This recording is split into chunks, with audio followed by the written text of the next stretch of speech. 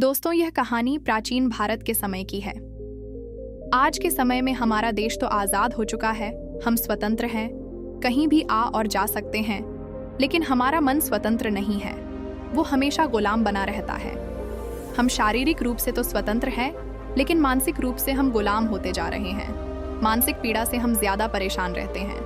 आज की यह सच्ची घटना आपके दिमाग की गुलामी को अवश्य दूर कर देगी, आपके दिमाग में रही उथल पुथल को शांत कर देगी, आपका अशांत मन शांत हो जाएगा। दोस्तों, एक बार की बात है, निचले हिमालय की पहाड़ियों में बसे एक छोटे से गांव में आलोक नाम का एक जवान युवक रहता था। आलोक अपने गुस्सैल स्वभाव और अशांत मन के लिए पूरे गांव में प्रसिद्ध था। वह बहुत ही गुस्से वाला युवक था। उसका मन एक जगह पर कभी टिकता ही नहीं था। उसका मन हर समय विचारों से भरा रहता था। विचारों के इस तूफान ने उसके मन को बुरी तरीके से परेशान कर रखा था। वह हर समय अपने विचारों में खोया रहता था और एक तनावपूर्ण जीवन जी रहा था।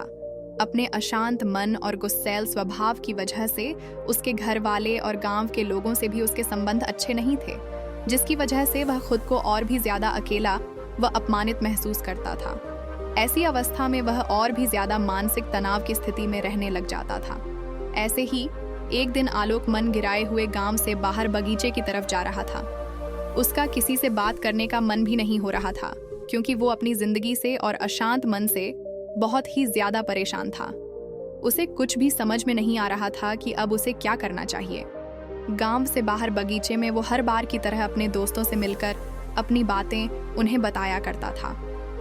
आज जब वह उसी बगीचे में गया तो उसके दोस्तों ने पूछा कि आलोक, आज तुम बहुत ज्यादा ही परेशान हो, क्यों नहीं तुम उस पहाड़ी के पीछे एक आश्रम में जाओ, उसमें एक बौद्ध महात्मा रहते हैं, वह बहुत ही ज्ञानी है, क्यों नहीं तुम उनके पास जाओ, वह तुम्हारी सारी समस्याएं दूर कर देंगे। अपने दोस्त की बात मानकर आलोक उन बौद्ध महात्मा से मिलने अगले दिन सुबह के समय ही अपने घर से निकल पड़ा।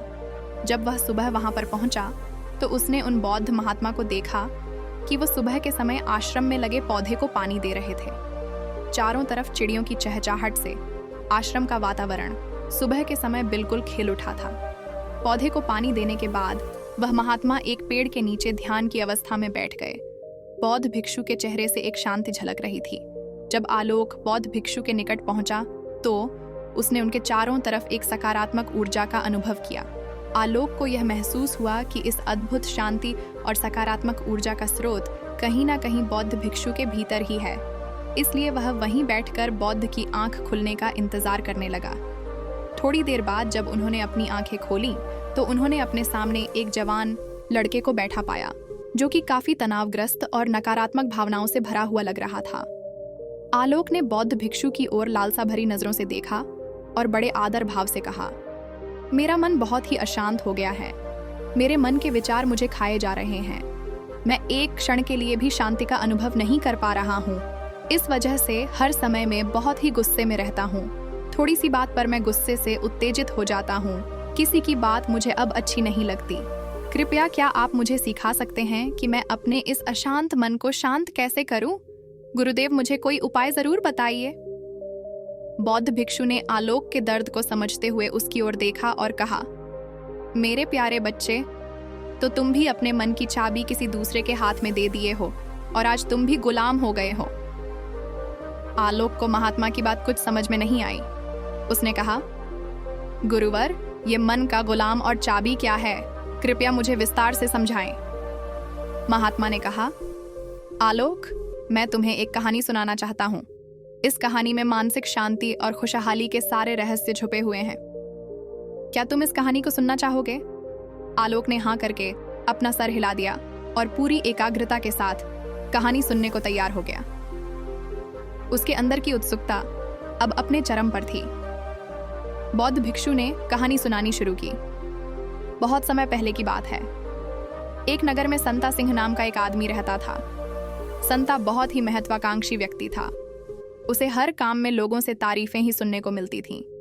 लोग उसकी और उसके काम की खूब तारीफ किया करते थे। अगर उसे किसी काम में असफलता या लोगों से बुराई सुनने को मिलती थी तो वह गहरी चिंता और तनाव में चला जाता था। वह छोटी छोटी बातों पर बहुत परेशान हो जाता था। उसका मानना था कि सफलता और भौतिक संपत्ति उसे मनचाहा सुख देती है। लेकिन संता जितना ही सफलता और तारीफ के पीछे भागता रहता था, वो उतनी ही गहरी मानसिक तनाव में डूबता जा रहा था। जब उसके काम की कोई तारीफ नहीं करता था तो बहुत ही ज्यादा परेशान हो जाता था। एक दिन अचानक ही उसका सामना उस समय की एक बहुत ही प्रसिद्ध बौद्ध भिक्षु से हुआ, जिनका नाम महाकौशल था।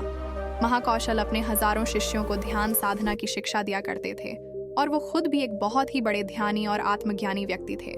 महाकौशल की अद्भुत एकाग्रता और स्थिर शांत चित्त से प्रभावित होकर संता ने उनसे अपने भटकते मन को शांत करने का तरीका जानना चाहा। संता ने कहा, हे महात्मा, मैं हमेशा सफलता के पीछे भागता रहता हूँ और लगातार और भी अधिक पाने के लिए प्रयास करता रहता हूँ, लेकिन फिर भी मुझे कोई स्थायी संतोष नहीं मिल पाता। मैं सफल भी हो जाता हूँ, लोग मेरी तारीफ भी करते हैं, लेकिन मुझे अंदर से संतुष्टि नहीं मिल पाती है। मेरा मन भटकता रहता है। हे गुरुवर, मुझे इस बेचैनी से और इस अशांत मन से छुटकारा पाने के लिए कृपया करके कोई उपाय बताइए। बौद्ध महात्मा ने उसकी तरफ करुणा भरी नजरों से देखा और उत्तर दिया, तुम्हारा मन अशांत नदी की तरह है जो हमेशा बहता और दौड़ता रहता है, कभी भी स्थिर नहीं रह पाता। अपने अशांत मन को शांत करने के लिए तुम्हें अपने विचारों को बिना किसी रुकावट के जाने देने की कला सीखनी पड़ेगी। संता ने कहा, है महात्मा, लेकिन मैं विचारों को कैसे जाने दे सकता हूँ? आखिर मैं भी तो अपनी इच्छाओं और महत्वाकांक्षाओं से जुड़ा हुआ हूँ। ये सुन बौद्ध महाकौशल मुस्कुराए और बोले, कल्पना करो कि तुम्हारे हाथ में पानी से भरा हुआ ग्लास है। अब तुम जितनी देर इसे पकड़े रहोगे, ये उतना ही भारी होता चला जाएगा, और अगर तुम काफी लंबे समय तक इसे पकड़ कर रखोगे तो तुम्हारे हाथ में दर्द होना शुरू हो जाएगा। लेकिन अगर तुम अपनी पकड़ ढीली करते हो और इसे जाने देते हो तो इसका भार खत्म हो जाएगा। आलोक अपने गुरु द्वारा सुनाई जा रही कहानी और उनके संदेश को बड़े ही ध्यान के साथ सुन रहा था। वह समझ रहा था कि अपने विचारों और इच्छाओं से चिपके रहना ही उसके अशांत मन का कारण है, जिसकी वजह से उसका मन अशांत है, क्योंकि आलोक भी अपने विचारों को पकड़ के रखता है। छोटी छोटी बातों पर बार बार विचार करता रहता है, जिससे संता सिंह की तरह ही उसका मन भी बेचैन रहता है।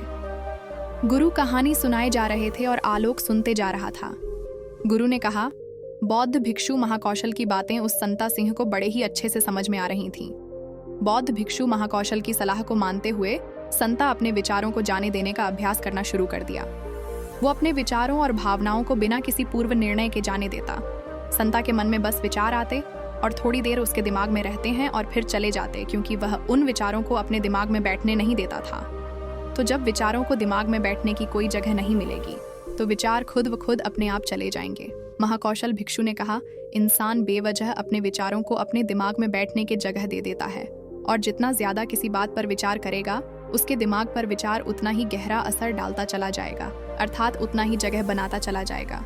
क्योंकि इंसान जितना ज्यादा विचार करेगा, विचार उसके दिमाग में उतना ही ज्यादा जगह बना लेगा, और जब विचार जगह बना लेता है तो वह जल्दी दिमाग से निकलता नहीं है।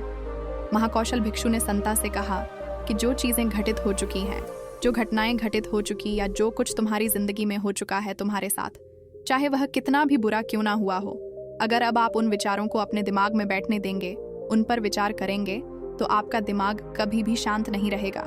क्योंकि जो घटनाएं घटित हो चुकी हैं उसे आप बदल नहीं सकते हैं। चाहे मैं कहूँ कि जैसे बारिश हो रही है, यह भी एक घटना ही है। अब बारिश हो चुकी है और हम सोचे ना हुई होती तो ज्यादा सही रहता, तो इस बात का कोई मतलब नहीं रह जाता। अब बारिश हो चुकी है, अब तो जो होना था हो गया है। उसी तरह से अगर आपकी भी जिंदगी में कुछ बुरा हो गया हो तो अब वो बुरा तो हो चुका है। अगर आप अब उस बात पर जितना ज्यादा जोर देंगे तो वह आपके दिमाग में उतना ही ज्यादा जगह बनाता चला जाएगा। इसलिए संता, ऐसे समय में अगर आपके दिमाग में बहुत सारे विचार आ रहे हैं, आपके दिमाग को अशांत कर दे रहे हैं, तो आप उस पर विचार मत कीजिए। बस उन विचारों को आने दीजिए और उस पर आप ज्यादा सोचिए नहीं। विचार आएंगे और थोड़ी देर बाद चले जाएंगे। जब उन्हें आपके दिमाग में बैठने की जगह नहीं मिलेगी तो खुद वह विचार आपके दिमाग से दूर होते जाएंगे और आप फालतू की बकवास से अपने आप को बचा लेंगे। कई बार कुछ लोग छोटी छोटी बातों पर बहुत ज्यादा ही सोचने लग जाते हैं, फिर वह उतना ही ज्यादा परेशान रहते हैं।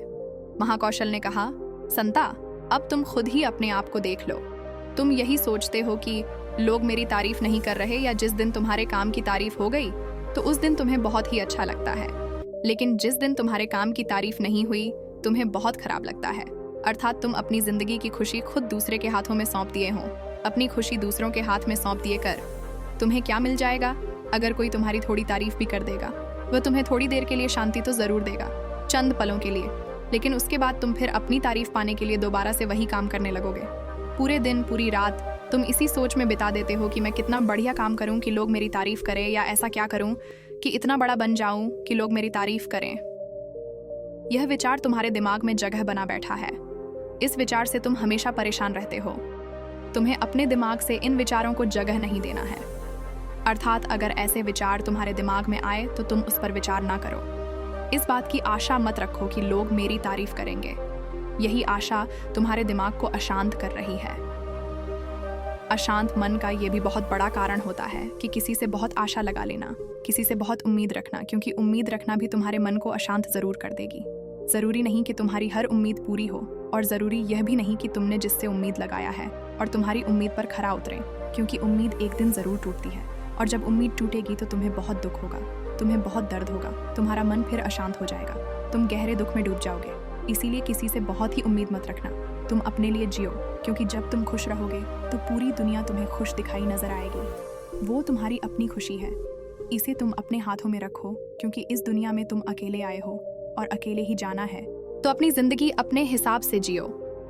लोग सबसे ज्यादा इसलिए परेशान रहते हैं क्योंकि वो सोचते हैं कि दुनिया क्या कहेंगी, लोग क्या कहेंगे, भविष्य मेरा कैसा होगा, उसने मुझे आज ऐसा कह दिया। यही सब विचार उसके दिमाग में जगह बना लेते हैं, और जब भी विचार जगह बना लेते हैं, आपके दिमाग में बैठने की जगह उन विचारों को मिल जाती है, तो वो उतनी आसानी से आपके दिमाग से नहीं निकलेंगे।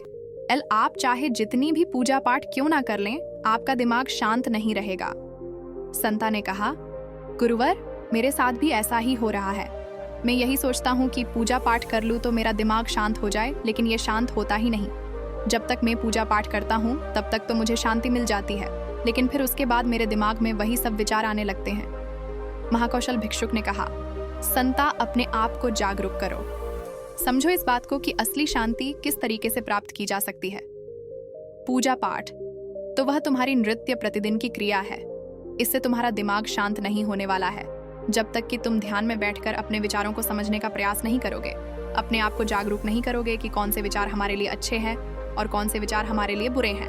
विचारों को अपने दिमाग में आने दो और उन्हें जाने दो, उन्हें जगह मत दो, अर्थात उन विचारों पर ज्यादा जोर मत दो, और अपनी आज़ादी की चाबी अपने हाथ में रखो, किसी के हाथ में मत रखो, वरना तुम कभी स्वतंत्र नहीं रह पाओगे।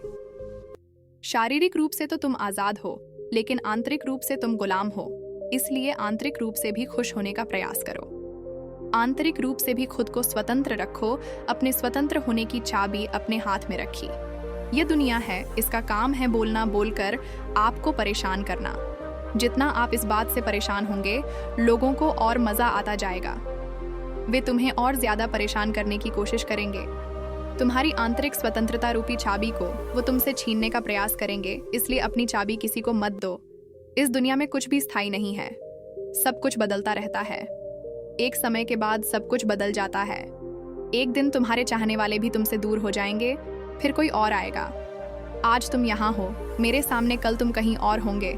जब इस दुनिया में कुछ भी स्थायी नहीं है, सब कुछ बदलने वाला है, तो तुम अपने दिमाग में विचारों को क्यों स्थायी जगह दे रहे हो?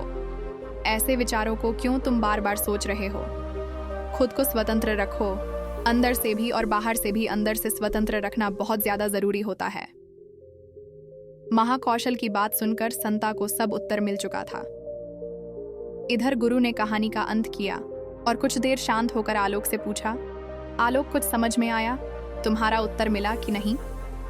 आलोक तो मानो एक मूर्ति के समान हुआ, गुरु को एकटक देखता ही जा रहा था। उसके मुख से कुछ भी निकल नहीं रहा था, क्योंकि ऐसी बातें आज से पहले वह कभी किसी के मुख से नहीं सुनी थी, या ऐसी कहानी अपने गुरु के मुख से सुनी की जो शायद उसे जीवन के सच्चाई बता गई। शायद उसे जीवन का रहस्य भी पता चल गया। वो बिल्कुल मौन हो गया था। कुछ देर बाद आलोक ने अपनी चुप्पी तोड़ी और कहा, है गुरुदेव, मेरा कोई प्रश्न नहीं बचा है। अब आपसे एक विनम्र निवेदन है कि मैं भी आपके साथ इस आश्रम में कुछ दिनों के लिए रहना चाहता हूँ। मुझे तो इस दुनिया की काफी सच्चाई आज पता चल गई, और मैं आपके साथ रहकर खुद को भी जानने का प्रयास करूंगा और लोगों को भी इस रहस्य के बारे में उन्हें भी बताऊंगा। दोस्तों, आज की कहानी बस इतना ही। मुझे उम्मीद है यह कहानी आपको जरूर